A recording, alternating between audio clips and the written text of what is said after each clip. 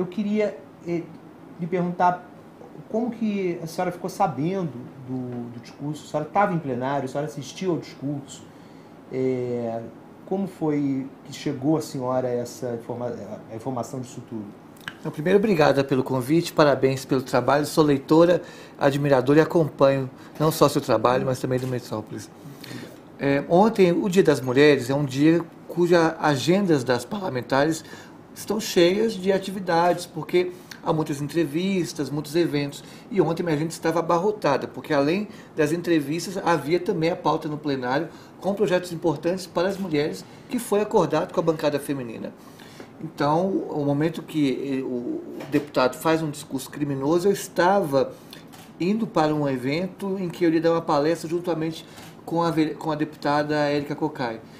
E aí um parlamentar do PDT me disse, olha, um fascista subiu no palanque e usou uma peruca para lhe prejudicar, para dizer. Aí eu já sabia quem era, não precisava nem apertar a tecla SAP para traduzir, mas fui para a palestra, participei do evento e somente quando eu retornei, que já era ao final do dia, que eu entro no plenário, eu sem escutar o discurso, mas eu percebi a dimensão, porque quando eu entro, várias parlamentares da direita, do espectro político da direita, parlamentares do centro, da esquerda, até aqueles chamados centrão, vieram me abraçar, solidarizar e dizer que repudiavam a atitude que aconteceu. E aí, a partir disso, aí sim, eu fui ouvir o discurso, um discurso lamentável.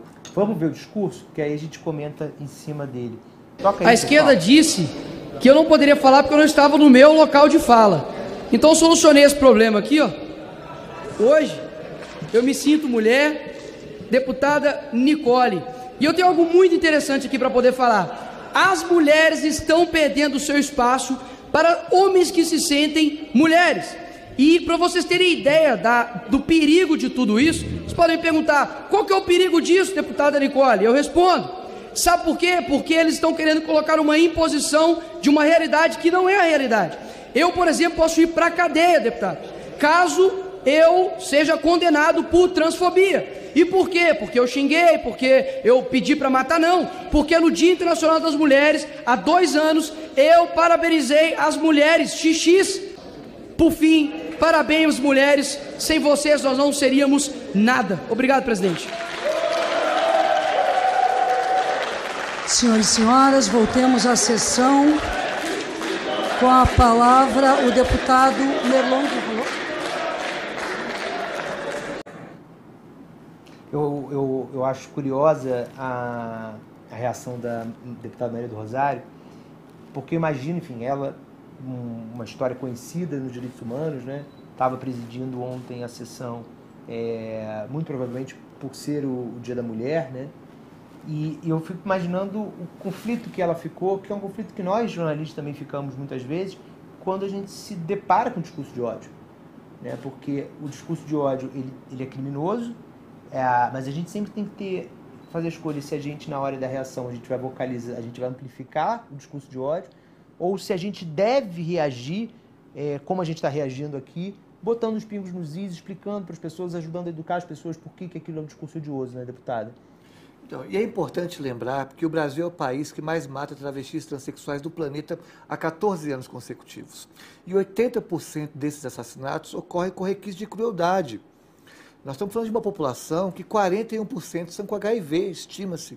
Em Belo Horizonte, por exemplo, a UFMG, a Universidade Federal de Minas Gerais, que mapeou as travestis de Belo Horizonte, mostrou que 91% da população de travestis transexuais da capital não concluíram o ensino médio. O que mostra que não existe evasão escolar para travestis transexuais. O que existe é a expulsão escolar, porque essa estrutura de ódio, de preconceito que há no Brasil, que se foi construída atavicamente, ela se plasma e se perpetua em ambientes que não deveria, como, por exemplo, a escola, através de piadas, olhares, até a violência física que nos expulsa de sala de aula. Então, o que se espera do parlamento perante o fato de o Brasil ser o país que mais mata travestis e transexuais, perante o fato do Brasil ter uma população em que mais que 40% dela está com HIV ou AIDS, diante de uma população que 91% não concluiu o ensino médio. E que dizem, não há números que provam, mas dizem que a expectativa de vida não supera 40 anos. O que se espera do parlamento, independente do viés político e ideológico, é a construção de políticas públicas para a superação dessa chaga que é péssima para o país. E o discurso foi mais grave ainda, porque nós estamos vivendo a maior crise econômica, ambiental e climática do Brasil.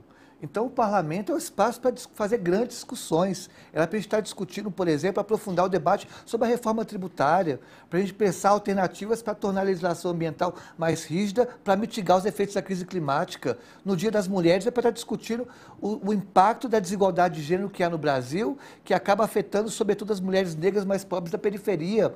Mas não, um parlamentar, em vez de abordar esses assuntos, prefere subir no palanque para ridicularizar uma população que foi historicamente violentada, excluída, marginalizada e silenciada, que é de travestis e transexuais. E a violência não foi só contra nós travestis, não só contra as mulheres, foi uma violência contra o parlamento, uma violência contra a política brasileira, contra a democracia brasileira, porque não existe democracia onde há preconceito, não existe democracia onde há ódio, não existe democracia onde há intolerância.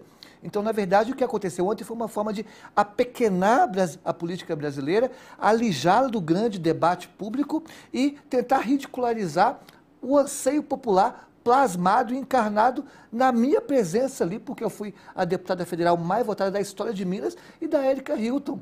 Então, a deputada Érica Hilton, ela é a exemplo da deputada Duda Salabert, elas são as primeiras deputadas travestis, deputadas federais travestis da história do Brasil. Também começou o mandato dela nesta legislatura.